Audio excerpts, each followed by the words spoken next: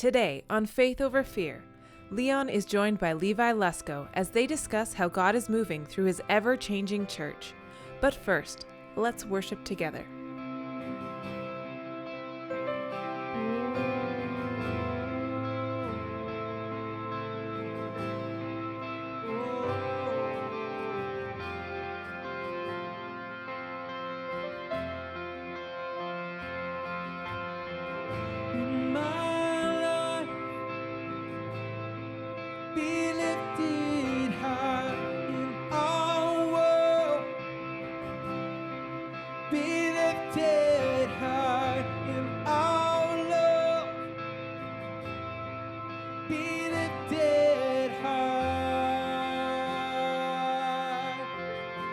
You sing it out.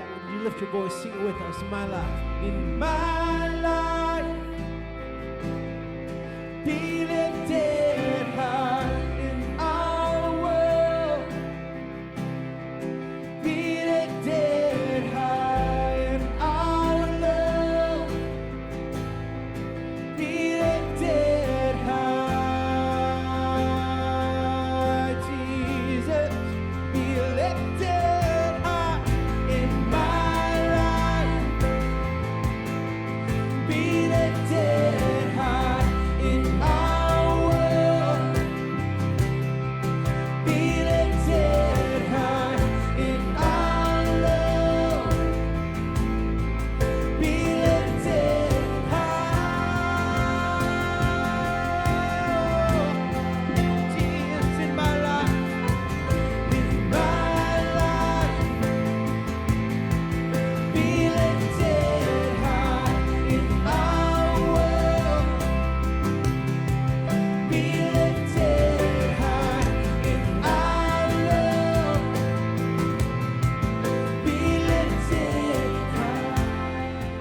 It's good to have you with me today. And today I got Levi Lusko with me, a pastor, an author, and a speaker, and just a great leader in the Christian faith. So Levi, it's good to have you with me, man.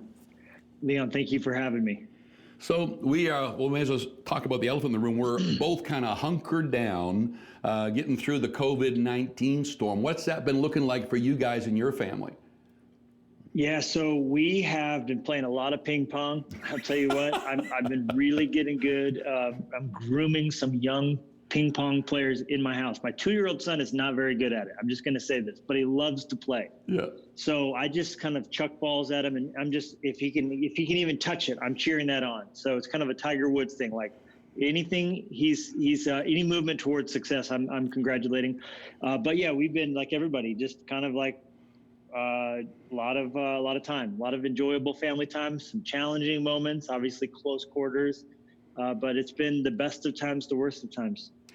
I've talked to different people, and you know, a lot of us have kind of enjoyed the kind of break of, you know, just stay home, get up and party and play, but yet we know that, I mean, a lot of situations are up, whether it's suicides or family abuse, child abuse. Oh man, I mean, I think divorce is going to be up because some people who've kind of got their life going in a way that doesn't require any kind of confrontation or intimacy, you know, all of a sudden, wham, are just been placed into that. What do you think is going to happen with that?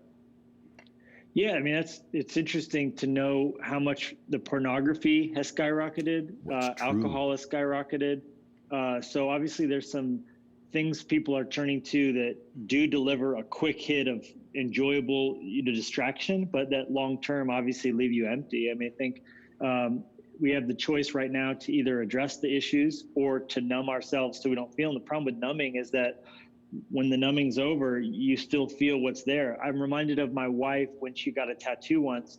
The tattoo artist told her, hey, we have this new cream we can use to numb your skin, and then you won't feel it. And she said, oh, that's great. So she did it. The problem was halfway through the tattoo, it wore off, and then she felt everything and the pain, and it hadn't been gradual. So it was just full force. And all of a sudden, she just went white like a sheet, started crying, and that is because she was now feeling everything. And so I think the problem with a numbing solution is if it seems too good to be true, it probably is. And rather than bandaging up the bullet hole, really addressing some of those things. So I'm concerned, obviously, like you and anybody else thinking would be, But I'm also optimistic because of what you said. There is the good that's coming out of people who are maybe getting a Sabbath that the land had not rested for 70 years, so it's kind of that too. What's, in chatting with different guys, it's, those who are big into end times, man, there's messages on the end times and where this fits into prophecy. And then there are those who, they love to fit current events somewhere in the Bible. And there's actually a lot of different kind of bents coming out of Christianity, but yet we have never seen anything like this to shut down a world.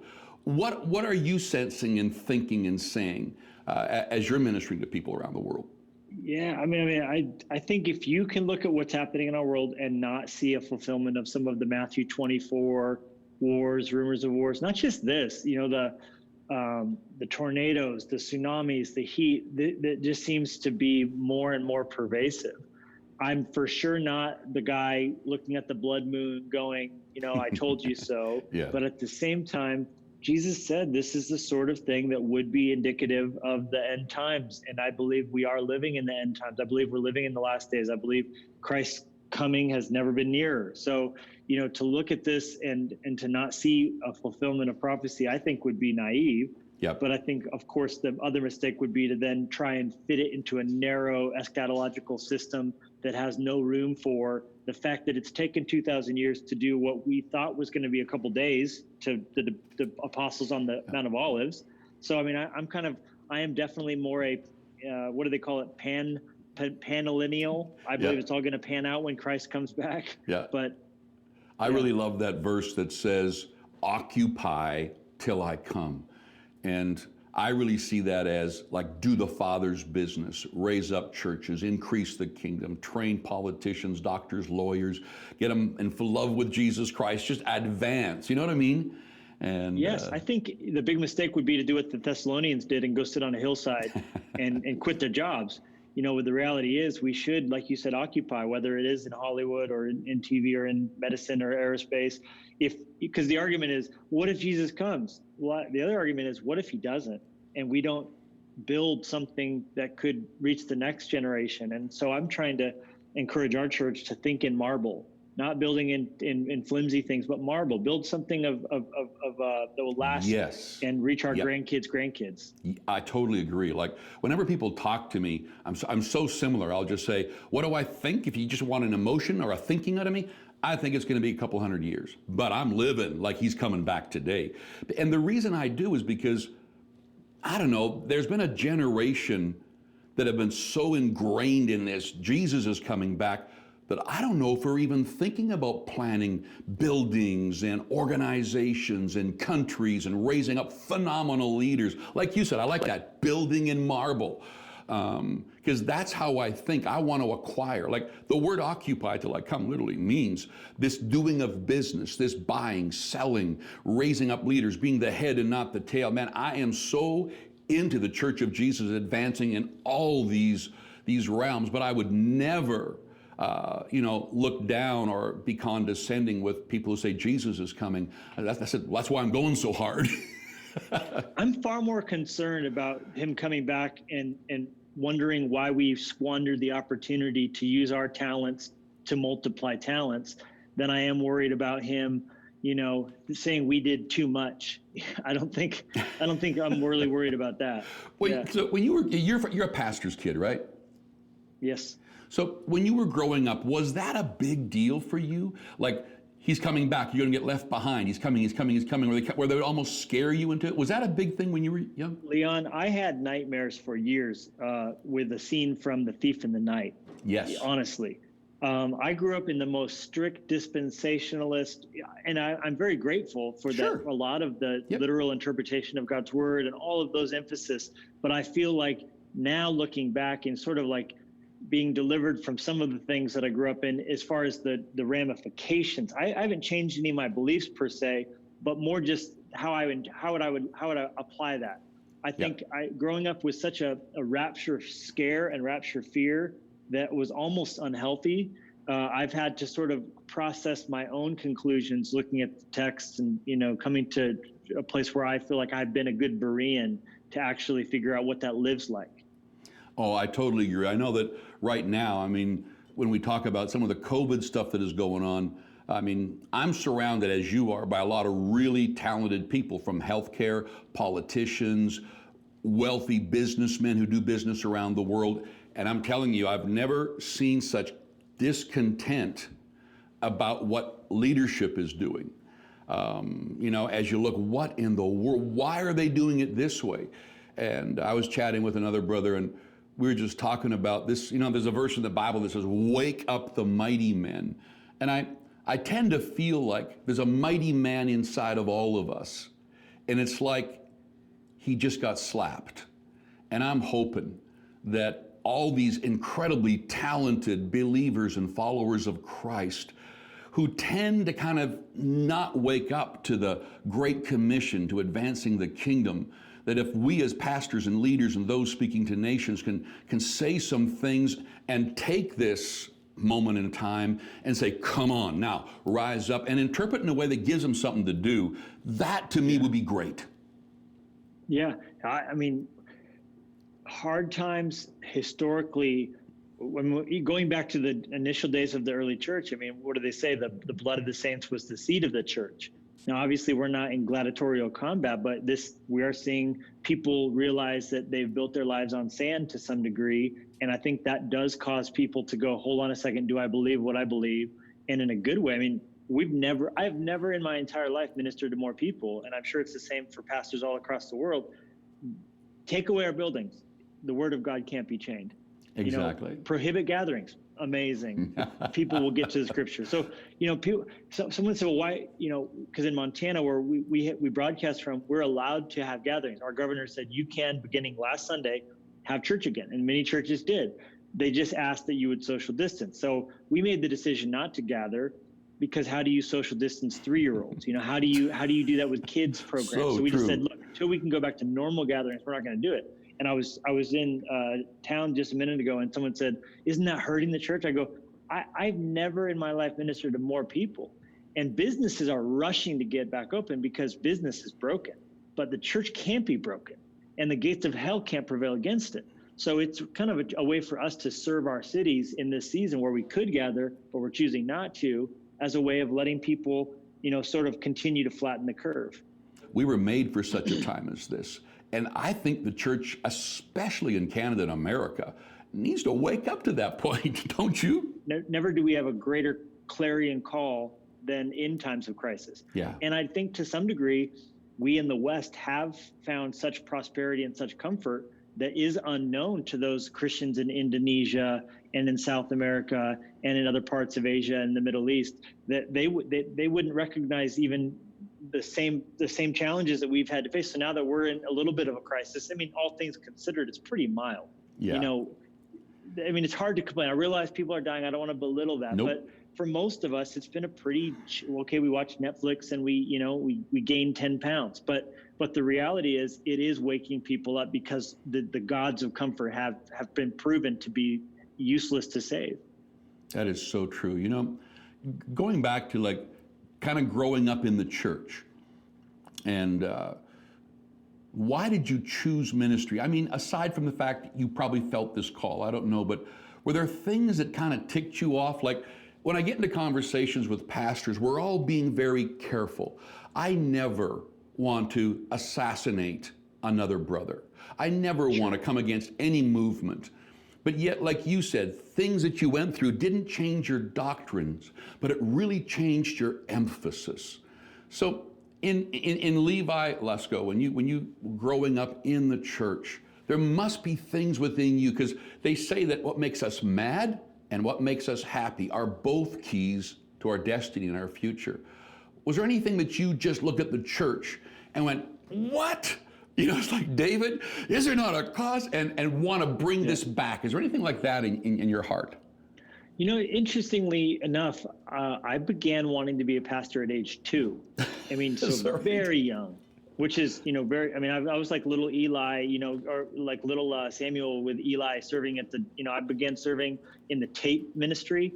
I would duplicate the tape cassettes for my pastor's sermons. So that was in 4th grade, you know, and I began, then after that, it was the coffee shop. And After Bible college, I was a janitor, then a youth minister. And so I'm kind of a church junkie. You know, I grew up under the pews, and I've never wanted to do anything with my life but that. And there are things that, you know, if I ever planted a church, I would do differently, or maybe, you know, some leaders I served under who I chafed a little bit under their leadership style, mostly probably with that. Like if I'm ever a leader, I never want to be a Michael Scott kind of leader, you know, from The Office. I never wanted to, you know, wield my power and authority. I wanted to be an empowering leader. I think the challenging thing is when you get into those seasons and on low moments, you find yourself being what you set out not wanting to be. Those are the hardest things for me. You know, dang it, I didn't want to do that. I don't want to be the leader whose my opinion matters louder than anybody on the team. I've always wanted to, you know, so I think it was more that style and managerial approach philosophically. Because like I said, I still believe, and I'm very, very grateful for the foundation of you know, exegetical teaching through the Bible that I grew up on. No, that's so true. Who are kind of your influencers? Maybe they're in different stages of your life, but who are some of the people that really, at a certain time, or what just touched you? Yeah, no doubt. So I grew up under a pastor named Skip Heitzig, who still pastors the church he started in Albuquerque, New Mexico. He is amazing, good friend still. Pastor Greg Laurie, as an evangelist, I learned how to really see every sermon as a chance to you know, be evangelistic at the end of the day, that the church is a focus in the sermon to a point, but that the goal of the gathering is let's get the gospel to people. That really was informed by him. He's just an evangelist through and through. Then from there, I would say more current young pastors would be Pastor Craig Groeschel, Stephen Furtick, and Louis Giglio. Those three have really shaped me so far as friendship, encouragement, philosophically as the church now is, how we've built our programming model. And then lastly, I would say theologically, I've really, really, really been impacted by Tim Keller and reading his books, listening to him preach. Just his approach to a secular society and culture has been really helpful. The future. Have you got a new book out right now? It's called Take Back Your Life, that marries content from my first book, Through the Eyes of a Lion on Grief, and then my third book, I Declare War, which is about self-management and emotional intelligence. And it kind of creates within the two a different category. So it's meant to be read one day at a time for 40 days. It's got a bookmark, hardcover, and there are prayers you'll pray. There are questions you get asked. There's entirely new content, some old loved content. And then as well, we dug through the editing floor when those books were written and stuff that didn't make it into the books that we wanted to. We brought that out. So kind of the goal would be that people would slow down and every day for 40 days go through it. So Take Back Your Life, a 40-day journey to thinking right so you can live right. That sounds very cool. When it comes in your everyday life, you're writing books, you're pastoring, you got multi-site church. Is there anything that you would say to this question? Like, I hear a lot about capacity. Most people are very linear. They want to do this. And then there are those leaders that begin to pick up multiple things. And, you know, you can put systems and structures into it. How do you handle it when your world gets busy and so you've got multiple things to focus on? Is there a way, or how do you, if I could put it this way, increase your capacity? Or how do you handle that so that you're not spinning off or freaking out, but just continuing to grow? Well, first of all, I think they're symbiotic. I think the more you have your hand in different things, the more actually you get better at all the different things. Because, for example, I have a love of history. Like for me, a good time on a beach is sitting down reading a biography. Right now, I've been really binging on the whole history of the Blitz, those 57 days where Hitler was bombing Britain. And I feel like it's helped me a lot in coming to terms with this time. Like, yes, this is bad, but again, we're in quarantine, not having bombs dropped on our heads. I mean, 40,000 Britons died during the Battle of the Battle of Britain. So it puts it into context. But if you actually strictly said to me, well, as a pastor and as a leader, what does that have to do with anything? It technically doesn't, but I feel like it informs my preaching, informs my worldview. And so I just follow the interest, So if you're into golf or if you're into fashion or, I've got pastor friends who are crazy into, style. I think that's great. I think you go with it. And you know what? Lo and behold, their church merch line is the coolest out there. So I just feel like the Malcolm Gladwell 10,000 hours, get your 10,000 hours in your discipline. I feel like I'm a little bit moving away from that. I mean, obviously I do think know your craft, hone your craft, do it well. But I also think if you have a wide range, a spectrum of things that you're good at, you're handling quite a few things, I think it raises the quotient on your life as a well-rounded person. So kind of maybe that Renaissance perspective. But as far as time management and all that, that's a very real thing. I think you just have to know your season. For me, you know, when I'm in a book writing season, something has to give. You know, I can't be speaking around the world. I can't be also doing all these other things. So I think it's just knowing this is a season for this is a season for that. And then also just kind of, you're spinning lots of different plates. So as long as you keep the momentum up on all of them, I think you have to just know the capacity you can get to without getting unhealthy. Yeah, that's good. That's very good. What's your time like with God? Like, what do you need to get alone and just think yourself clear or hang out with Him? What does that look like for you? So I'm a little bit of an odd duck. I can't really sit down and have a prayer time. I have to walk. So I love prayer walks. I love taking a stroll. I feel like the Bible uses so many times the phrase walk with God. Mm-hmm. So I try and take that literally, and I go on a walk. I leave my phone at home, and I'll bring a piece of paper and a pen in case I think of anything on the way or have got any revelation. I can't tell you how many sermon ideas come to me. I think Henry David Thoreau was the one who said that when my legs begin to move, my mind begins to work. Yeah. And I've found that there's some great truth to that. Writer's block, spiritual block, it sort of just works its way out when you're walking. Yeah, that's very true. Yeah, I think that it's important just to find what works for you.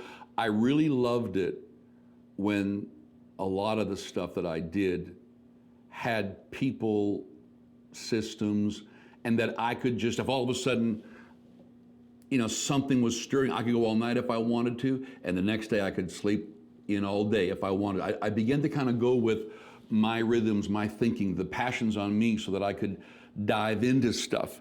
And now I really enjoy that because, man, if I can just stay, you know, plugged into wherever I am, whether I got my feet up at a hotel or whether I'm just sitting in one of the rooms in the house and just thinking through hour after hour during the night, checking this out, reading this. Once you just start getting into something, you just seem to go deeper and cooler with it. Man's ideas and things rise up for so many areas. And I'm with you. I find that I love reading books.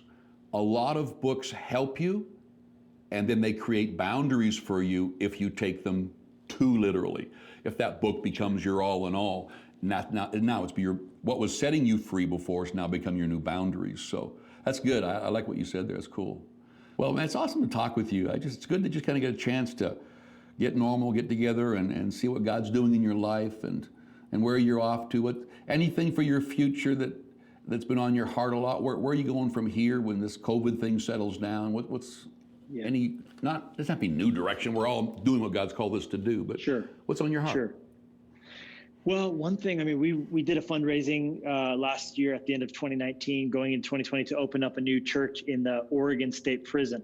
In the prison system. We're working with the DOC on what they'll allow us into. We have one prison church in Montana already that's been so fruitful, Leon. I mean, beautiful. I wasn't prepared for it, how amazing it would be to get every Tuesday do a church service. We actually bring a projector in and we run a church service all on video, but we're seeing salvations every single week.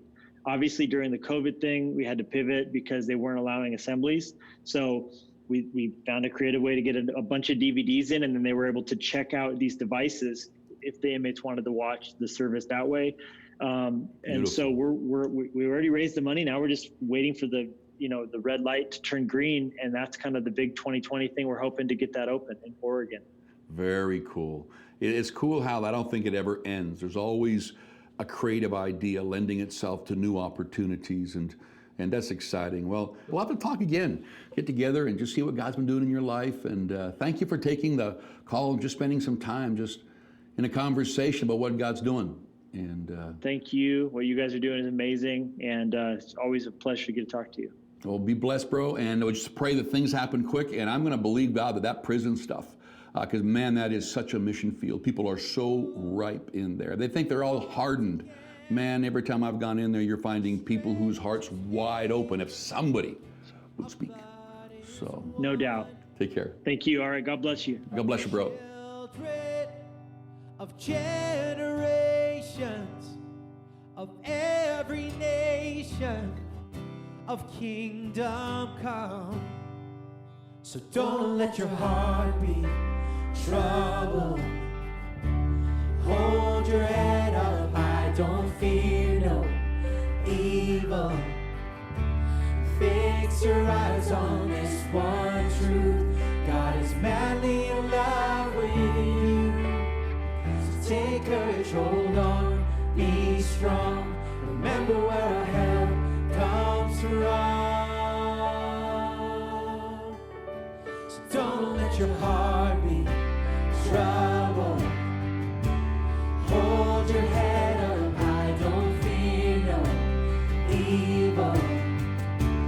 Fix your eyes on this one truth. God is madly in love with you. So take courage, hold on, be strong. Remember where our help comes from. So don't let your heart be troubled. Hold your head up high, don't fear no evil. Fix your eyes on this one truth. God is madly in love with you. So take courage, hold on, be strong. Remember where our help comes from. Whoa, whoa,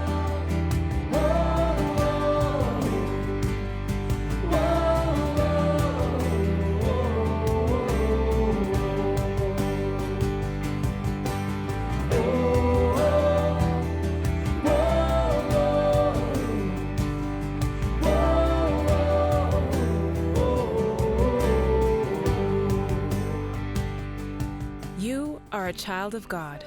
Healing, protection, and blessing are a part of your inheritance in Christ. As a Miracle Channel family, let's make a decision every day to choose faith over fear. To get more resources to help you stay in faith, go to miraclechannel.ca/faith-over-fear. friend forever, his kingdom come.